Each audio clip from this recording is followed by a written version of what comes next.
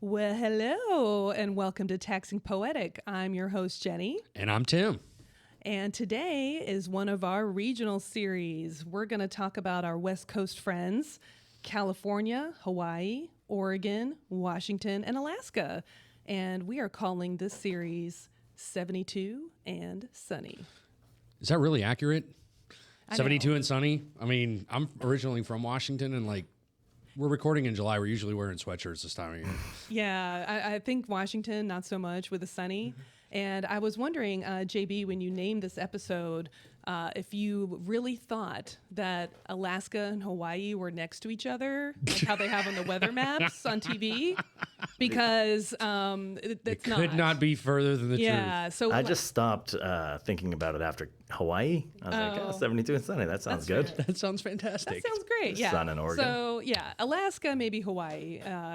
And Washington. Maybe we should call it 72 and moldy. Oh.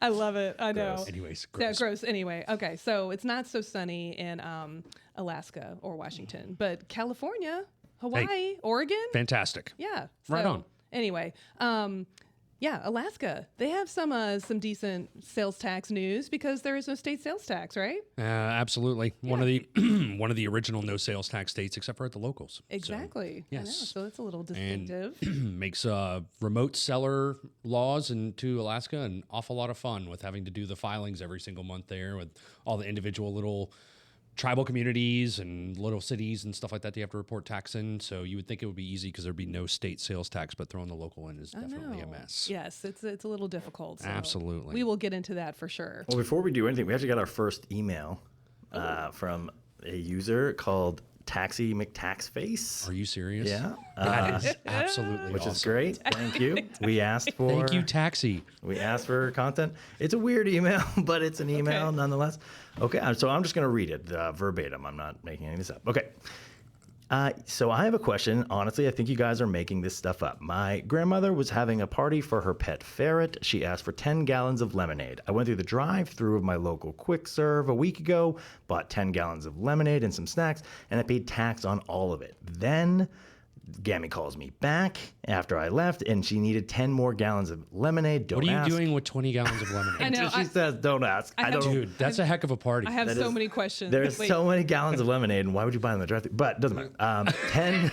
10 gallons of lemonade. A ferret? I go into a grocery store and buy them, and they do not charge me sales tax. Like, what gives? This sounds like complete and you guys are making these rules up as you go. Whoa. Hey, tone down the language. Wow. No, I'm gonna have to. That's beep. a little I'm gonna aggressive. beep our first email. Okay, so Who knew our first email was going to be an angry person? angry person. With ferrets. I know. Well, maybe Taxing that's- McTaxface. Yeah. Okay, so I guess the question here is why is there sales tax in a drive-through and not at a grocery store? Oh, Jenny, can I take it? Tim, that is totally you. Yeah, Okay. I don't know. I suppose. Where are they? If Gammy's Where is living this in law? California, Okay. which I'm guessing this individual would probably be calling about, more than likely they're talking about the 80-80 rule in California. And California has this really weird thing where basically if greater than 80% of your sales in a food establishment are considered to be taxable, then you should tax 100% of your sales. So like if you're buying stuff from, like if you go into an Arby's or if you go into a Sonic and you want to get, like Taxi here, if you wanted to get some, gallons of something from, gallons of lemonade from the store, well, 80% of the sales and transactions that occur at that location are actually considered to be taxable. So they would not have to or they would tax you, on the gallons themselves. But if you're buying the gallons of tea or gallons of lemonade, whatever, at a grocery store, groceries in California are typically exempt, and the majority of the sales in a grocery store would be exempt. So you would not pay tax on it. It's just something weird that California has, that you have the option, if you want, as a food establishment, to track these sales separately, and you can tax them and non-tax them as long as you justify the taxation of it. It's a really convoluted process, but that's why most food establishments go with the 80-80 rule and they say, hey, we're just going to tax everything. And it makes their life really, really easy. Why is it called 80-80? It's 80% of your sales. I mean, I don't know why they call it the 80-80 rule. That's Should it actually just really be interesting. 80? Yeah. I was always like, well, should it be 80-20? Yeah, that's what I'm thinking. Like, oh, Yeah. it's 80-20. So where does the 20 come in? No, but it's they really call just it 80? they call it the 80-80 rule. When you look it up, it's called the 80-80 rule. So, If there's one thing I know about taxes, it's that the numbers aren't important. well, and also the naming conventions typically don't make any sense either. Yeah, that makes no sense to You me. have a gross receipts tax, but there's a ton of deductions. Well, it's not really gross receipts then, is it? Yeah. Right? So, okay, anyways. aggressive gammy ferret caller. What we're saying here is we don't make the laws, okay? We just have to abide by them. Yeah, basically, you know. And what? We're trying to keep you out of prison, right? Yeah, hey, and that's the famous joke. What do you call Yeah. a creative accountant? A felon. So, yeah. Right. So, yeah, that's all we're trying to do is keep you aware of the laws. That's exactly right. Yes. So, don't shoot the messengers. Yeah, exactly. So, Well, you can awesome. shout Tim, that's fine. But So, you got any nerdy news? do I have nerdy news? Oh, and thanks, Taxing McTaxface, for writing in. Yes. Aside from the awesome name, the username, which is going to be great. Hopefully, we'll get to hear from you more or hear from some other users out there on interesting questions. And if you are going to ask a question, make sure you tell us where you're actually writing from. That would be kind of Good important. point. I think That's on you, taxing tax. Yeah. That Yes. is exactly on you. We're just inferring, so hopefully you're in California, but Yes, exactly. not inferring. We're inferring. Parroting. Add taxing McTaxface to our list of people we will apologize to. I know. Well, again, it is on Taxing McTaxface. Well, he or her was awfully aggressive in their email. Maybe they should apologize to us. Yeah, that's the famous thing that we always say about sales tax. Depends on the state. That's right? exactly so it. if we Yeah. don't know where you're calling from, then if you're in Montana, it doesn't matter, right? We're taking a guess. Yeah. Congratulations. Yeah, we're All right. taking So a on to guess. nerdy news. Okay, What do you nerdy got? news. So our next segment is nerdy news. From time to time in these segments, we'll offer you some current legislative updates. And yeah, for 72 and sunny, we've got some. Our first one is for California. So California love. Yeah. Awesome. I'll try not to get sued or just offer me a record contract. It's fine. Okay. If anybody has any spare earplugs in the audience, please send them. Just turn your earphones off. I had to sing that. At I know one you point. did. Yeah, it's California. given. I know. There aren't any songs about Oregon. I don't think so. Okay. So for California, this is the latest nerdy news I have that the California Court of Appeals has ruled that the provision under the Keep Groceries Affordable Act of 2018. Gotta love the titles of these things. I know. Awesome. But, I mean, I'm all about keeping groceries affordable. Yeah. I mean, I've got teenagers. So anyway, it penalized charter cities for imposing local soda taxes, and they ruled as unconstitutional. So Tim, tax poetic about that for a moment. Yeah, so basically, if you're looking at digesting this, so there was a provision, I guess, that was actually put in by the state that was the Keep Groceries Affordable Act that eliminated sin taxes on sodas, right? So basically, had to get rid of there used to be specific taxes. Actually, there still are. Like City of Chicago has one. I think San Francisco has one. There's a number of different cities that actually penalize, quote unquote, individuals for, or should I say, people for actually consuming sugary beverages. And what this basically said is that the court said that this Keep Groceries Affordable Act was unconstitutional for penalizing cities for having those taxes. So it's kind of like a double negative. So it's basically someone brought up the case and said, hey, we're going to go ahead and say that you cannot penalize a city for having a sin tax. And so the cities are technically allowed to have the sin tax, and they're going to keep those sin taxes in place. Got it. So it's not really saving anybody any money. The Keep Groceries Affordable Act was going to try to save people money and get rid of these sin taxes. But guess what? Not so much. Not so much. There was it is. a Tim great, GPT. Yeah, I know. Tim GPT. Yes, I know. Our own version of Chat GPT right here. There was a great Parks and Recreation episode about this too, about soda taxes. It was Really? fun. Yeah, you'll have to check it out. I'll have to check it out. Yeah, it's a great show. Love it. Okay, so next, let's go to Oregon. Again, I don't have a song for Oregon to sing. But why is Oregon even in here? They don't even have taxes. They don't even have sales tax. I mean, they have taxes, folks. I mean, sorry, that was a lie. They Yes. do have tax. They have property tax. They have a gross receipts tax. Right. But anyways, They're one of the nomads, right? that's right. They're one of the nomads. Well, The O. the reason why Oregon is in here, Tim, is that local voters in Josephine County voted down a proposal for a 3% seasonal sales tax. Boy, that would have been fun to implement. Oh my gosh. What was the period on that? What is that? April through November? Oh, yeah, April through November. Taking care of those people wanting to go to sunny Oregon beaches. I know. Nice. Where it's sunny in 72. You ever vacationed in Oregon? I've never been to Oregon. Actually, I can tell you, I vacationed there as a kid, and I remember having photos. My family took me in Cannon Beach, Oregon in August, and we were in long sleeve shirts and pants and rain gear because it was pouring down rain. And it was like 60-some degrees. That sounds amazing. You know, I mean, I don't know. I mean, if beachgoers aren't real big in the Northwest, it's kind of interesting. But I will tell you, the beaches are beautiful there. That's where they filmed the Goonies. That's it, man. Astoria, Oregon. Oh, no way. Yeah, the Goondocks. I didn't know that. Absolutely. Oh. I used to go fishing out of Astoria. We used to go catch sturgeon on the Columbia River. Yeah. You were probably in the Goonies. And I am a Goonie. Yeah, Gonna catch you some know, flack you for were- this, but it doesn't hold up. I watched it recently. I didn't like it. Are you kidding me? Just keep it in your childhood. So where we have you liked it. we have an open position for a new producer. Someone willing to come and take JB's spot would be absolutely fantastic. No, there are several. Dude, I watch that every time it's on TNT, and I love it. There are Doesn't several hold up. movies that I loved as a kid that I've tried to show my own kids, and I've rewatched them as an adult. I'm like, yeah, these are terrible. The Never-Ending The Story never-ending story. is Exactly. terrible. Leave it in your childhood. Yeah. I couldn't. I will agree with that. Somebody told me that, and I didn't listen. Well- I tried and then to watch- I was like, why have I done this? We'll have to discuss later because that was a big wow. Brutal. Yeah, that was terrible. Oh my God. Get back on topic. So Oregon. Okay, so Tim, moral of the story is they could have had a sales tax. Now, if they had passed it, we would have had to file just one local jurisdiction return, right? That's basically it. Yeah, which Yep. would have kind of sucked. Would have been a lot of fun. And you only Yep. calculate it and collect it for effectively 7 months out of the year, which is awesome. Yeah. So thank you, Oregon voters. Thank you, Josephine County. I know that was really nice of you for voting that down. I'm Awesome. sorry you don't have the extra revenue though.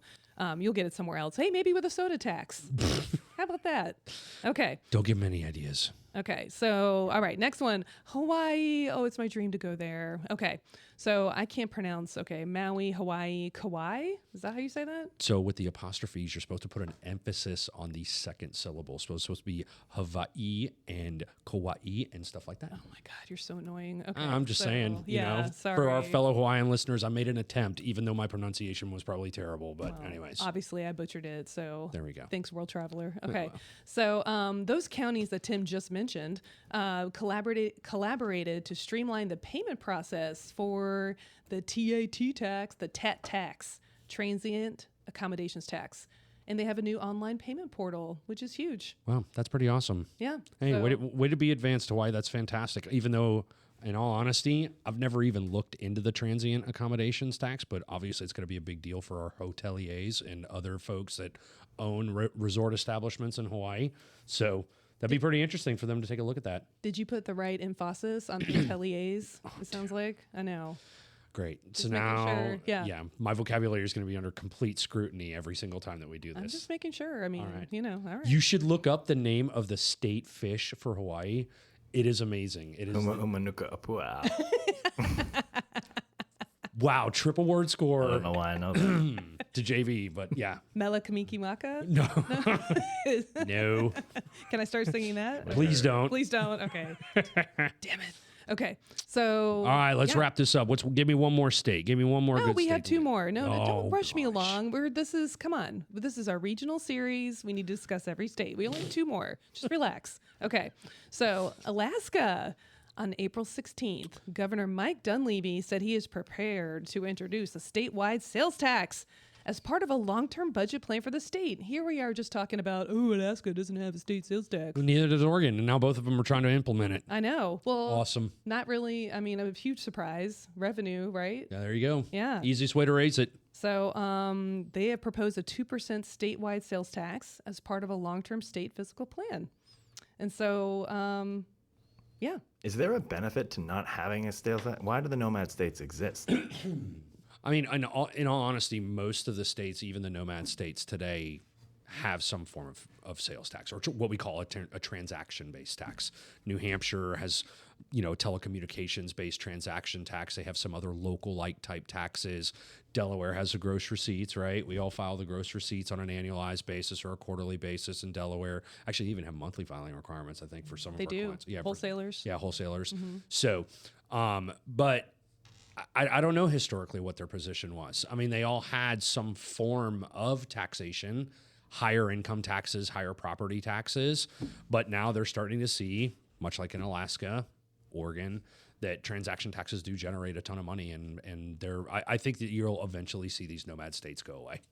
I agree. Yep. And like you said, we're getting a step closer there in Alaska. There you go. All right, Washington. The Washington Excise Tax Advisory number 3191.2022, released at the end of the year last year, provides clarification and multiple examples on the treatment of rewards programs and the taxability of any associated quote-unquote freebies.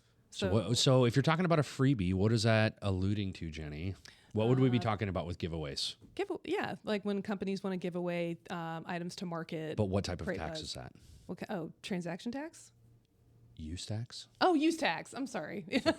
Totally okay. But no, that's what they're trying to clarify, right? Got it. So I got it. Okay. Yeah. We used to have a big deal. There used to always be like a really big conversation in the quick service restaurant world around like kids' meals toys. Right. And the fact that they would give away kids' meals toys and whether the kid meal, like the toy itself, was included in the cost basis of the actual menu item, or if there should be a separate use tax that was paid on that.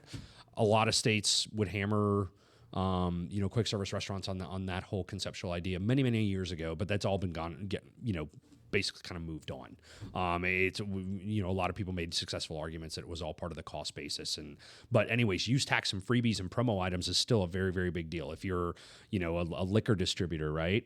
And you're giving away T-shirts and koozies and, neon lights and stuff like that to your distributors, those distributors technically should be paying use tax on that stuff because there is a value on it. I see where you're going with that. So with the freebies and the use tax, if you're taking it out of your inventory, it means you're not selling it and collecting the sales tax from a customer. That's right. So if I took a freebie like a koozie or whatever out of my inventory and gave it away to a customer for marketing purposes, that's why I have to pay the use tax on it. And you typically would have to look to the imposition statute in a state. And when we talk about imposition statute, it's a state's right to impose a tax onto a company or a seller or a consumer. Okay.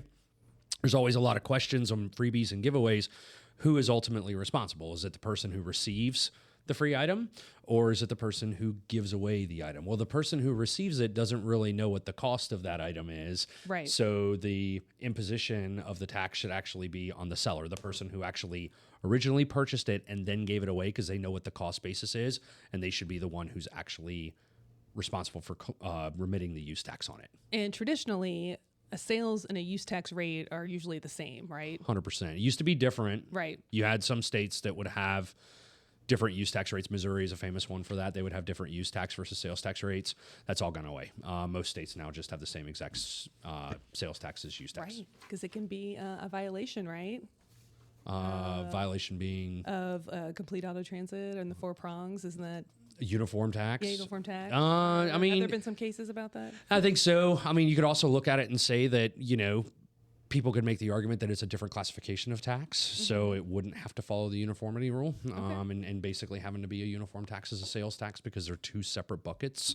But it just states cut so much flack for it being different and so confusing to actually abide by, which is why I think you saw the movement away from those different tax rate bases. There's still maybe some jurisdictions out there. Honestly, I don't have all 10,000 plus jurisdictions memorized. Yeah, well, sorry. That's ridiculous. Okay. Well, But yeah. But you could look them up if you needed to. 100%. Yes. I really don't think that there's any anymore. Okay. Yeah. All right. Well, if you have questions about promos and freebies with your companies, just let us know.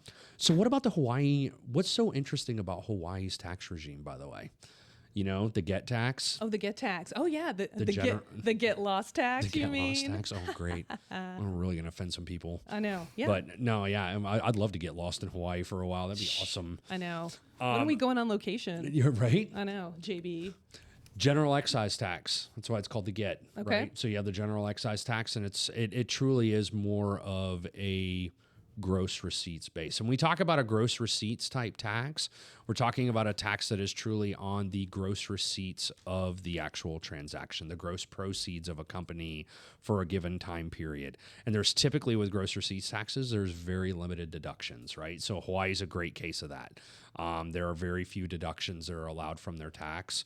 You can pass that tax on and you can collect it from consumers. It is something that's completely allowed. Some other states like Washington's, saying, hey, you can't collect the business and occupations tax, which is their, kind of excise tax, if you will, or part of their excise tax regime, which is their gross receipts tax. But Hawaii says, yeah, you can pass this on to a consumer and you should, collect it from them, or you can collect it from them. But there's very, very limited deductions. So you need to be very careful when you're doing work in Hawaii. Yes. That's the rule. They are audit happy. Very audit happy. And just, it's a interesting tax to abide by. Yes. That's what I'll say, to be polite. Is. Okay. There we go. So mahalo. Mahalo on that. Mahalo. And mahalo. We're going to take a quick break. Awesome. We'll be right back with some, you know what's weird. Hi, we're back on Taxing Poetic, and we are ready for our next segment, which is, you know what's weird. What's weird? Besides you. Obviously. All right. So we're going to cover each state here in our 72 and Sunny series, which is some little tidbits of, what's weird. And let's start off with Washington. We'll just start, at the continental U.S. upper left coast. So Washington has a litter tax. I know personally, I have my own client that pays a ton of litter tax. And because, they produce beer and there's beer cans. Yep. So tell me a little bit about the litter tax, Tim. Not that I'm all knowing, but from what I understand, Washington imposes it on certain industries. It could basically be like retail food establishments, grocery stores. It can be manufacturers of certain types of products like cigarettes, beer. And anything that contributes per the state, anything that actually contributes to litter within the state, they've decided to impose a litter tax. So whatever your gross receipts are, you take the gross receipts of your sales, multiply it times this fractional percentage that they have. It's a very low percentage, but like you said, for a number of our clients, that number can be huge. It can be thousands of dollars. Well, right? And it's not just retail sales, it's also wholesale sales. That's right. Yes. So exactly, it's imposed on wholesalers, it's imposed on manufacturers, it can be imposed on retailers, right? And they also, other states have bag taxes. This is Washington's way of combating that. Right. Oh, yeah, bag taxes. Well, real quick, that's like a plastic bag tax. That's right. Save the dolphins. Right. Yes. They are important. I mean, they are. Yeah. But Anyway, Tim. on Sorry, Flipper. Yeah, sorry. Yeah, we love our plastic bags. Just kidding. Okay, next state, we're going to talk about Oregon and speaking of animals, their cat tax. Meow. Yeah, meow. Yeah, exactly. It's their corporate activity tax that they decided to impose. I think it was like 2 years ago that they came out and did it, following Ohio and a couple of these other jurisdictions. It was only 2 years ago? Yeah, it was 2019. Oh, really? Yep, and they I think they implemented it in January of... Oh, I thought it was older than that. No. 2019 was 4 years ago. Yeah, no. Just so that everybody knows. Yeah, Tim, we did not record this in 2021. Tim does good at math. Wow. Has it really been 4 years? It's hot in here. It's okay. Holy smokes. Did you get your CPA at the University of Samoa? No, I did not. I swear to God, I am a licensed Georgia CPA. So why is that weird, the corporate? It's an odd way of imposing a tax. It's basically a gross receipts type tax on all corporations and corporate activity, within the borders of Oregon. It's a lot like Ohio's commercial activities tax. There is some complexities. This kind of moonlights, as more of an income-based tax. So you should consult your income tax provider, which Jenny and I are not, but it is quite an interesting tax regime that Oregon put in 4 years ago. Not 2. So, yes. We have helped a couple clients, though, with the Oregon CAT. Yes. Just guiding them through. How to file it. Right. And we have some great relationships with some firms up in Oregon. If you have any questions about it, these folks can definitely help you out. Absolutely. Yeah. Okay, our next weird segment here is for California. Yeah. Your favorite. So The manufacturing exemption. I know Yes. there's been some changes or extensions. Extensions. I mean, granted, it was supposed to expire. It was originally, I think, put in place from like it's either 2017, 2018 through 2022, and they've now extended it to July 1st of 2030. But it is Which is 7 years from now. 7. Yes, thank you. 7 years. It is quite an interesting manufacturing exemption though, because it's only a partial exemption, and it has a really odd rate. It's like 3.1 or 3.3175 or something like that. It's something really awkward, and you have to be very careful to look at the items that actually qualify underneath the exemption. Typically, their items have to be items that have a useful life of greater than a year. They have to be directly used on the manufacturing machinery. It can't be like consumable items. It is definitely not one of the broader based manufacturing exemptions that we've seen. Still can afford some exemptions and opportunity for some of our clients, but very narrowly defined, very, I won't say difficult to qualify, but a little bit more difficult to navigate than most manufacturing exemptions. So yeah, if you're taking exemptions in California, what you're saying is check yourself before you wreck yourself. Oh my God. Yes, Jenny, that's exactly what I'm saying. And that's a technical term. Yes. Okay, good. All right. So California, that was California. Alaska, I've got a couple for these with my research. So I did not know that Alaska is the only state that does not have a broad-based personal income tax or a statewide sales tax. I think there are a number of states that have no personal state income tax, but they also have sales taxes. Yeah, like our friends, George's hat and George's, boots. You have Tennessee and Florida. They both do not have personal income taxes, but they do have large, or should I say higher than normal sales tax rates. But yeah, Alaska's kind of awkward that way. That's a good point. They do have a corporate-based income tax. We spent some time debating that a little bit ago, in our quirkiness of Alaska. But yeah, it's you were right. It is the only state in the U.S. that does not have a personal income tax or a statewide sales tax. That is pretty awkward. Yeah, and we touched on this earlier when just doing our little updates about the states, about how Alaska doesn't have a statewide sales tax. We've already covered, but they do have local jurisdictions that have sales tax rates. And then even JB was giving us, he's so smart now about sales tax, about remotes. He's all like, oh, remote sellers and physical presence, and he doesn't even need us anymore. But yeah, give us a little more about, having economic and physical presence in the jurisdictions in Alaska. Yeah, so you'll trigger, it's kind of interesting, as a remote seller into Alaska, you can trigger the economic nexus base in Alaska by all of your sales within the state, but then you would have to register, or you can go through the Alaska Remote Seller Commission, I believe is the name of the organization. I don't know, don't hold me to that. It's something like that. But you basically go through this website and you file monthly based off of your sales to individual jurisdictions within Alaska. So once you trigger that economic nexus threshold, then you'll have to go in and you have to submit an online filing, each month. And if you're selling into Wasilla, if you're selling into Ketchikan or Sitka or any other Or the North Pole. Or the North Pole, believe it or not, yep, you can definitely have collection obligations within those jurisdictions. So, JB, if you're selling ice up there in Alaska, you're going to definitely have to do some collections if ice is taxable. And you're a dang good salesman if you can do that. There you go, man. Selling ice to Eskimos. Yes. And so now on to the state that's right next to Alaska on the map when you look at the weather, Hawaii. So Hawaii, what is weird is the GET. So GET, tell us about that. Just your general collection of the GET is kind of awkward. You collect the tax from your consumer. If you're a company, you go in, you're collecting the 4.5%, great. But what happens is that Hawaii actually taxes you on your tax collections. So if you have $1,000 sale and you collected $45, then you would turn around and have to pay tax. GET would be calculated on the $1,045, which would mean you would owe like an additional $2 or something like that on top of what you had already collected from your customer. It's basically a privilege. It's a tax on the privilege of doing business within the state. That's how they state it in their form instructions.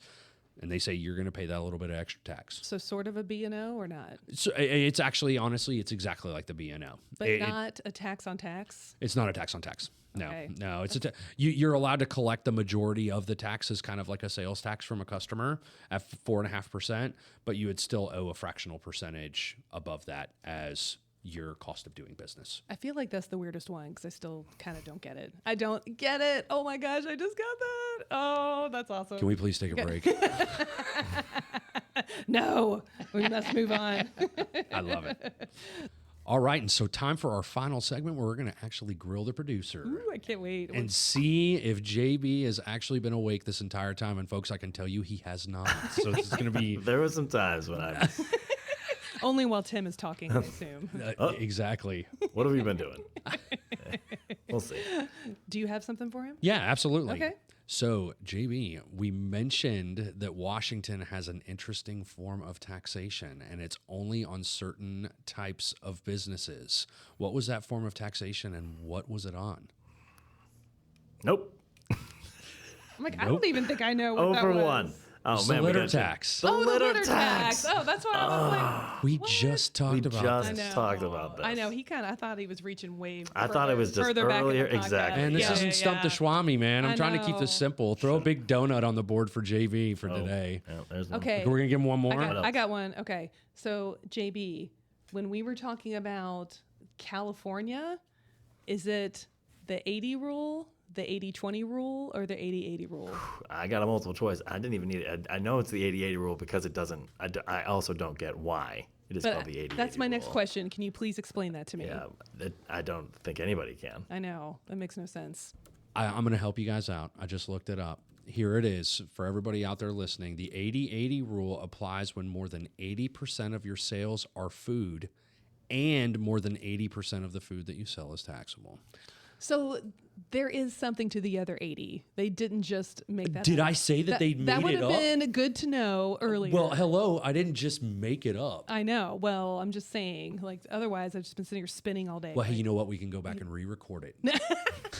I don't have to make you listen to no it way. all over again. No way. I don't want to listen to you anymore. I love it. Yeah. Okay. Yes. So, yes, time to wrap up. Thank you for listening to our regional series, 72 and Sunny. Even though not everybody's in 72 and not everybody's sunny. I know. But it's okay. It's okay. That's all right. Before we ask people to subscribe, we do have to apologize to a couple of groups.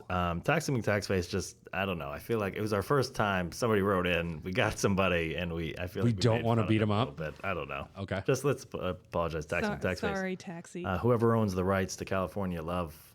oh, yeah. sorry. Sorry. Yeah. Yeah. man. Apologize for that. I butchered that. The person who named the Keep Groceries Affordable Act, we kind of ripped on that person.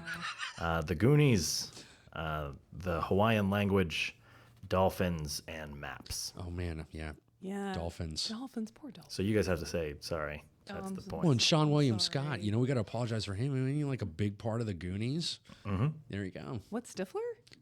No, what is Sean William Scott? No, That's who not is Sean Williams. Scott. Sean Astin. Sean Now we're going to Astin. have to apologize to Sean Astin. We're God, gonna, you are- Rudy, you I'm don't very know sorry. any pop culture. You know what? I was like, what, Stifler was in the Goonies?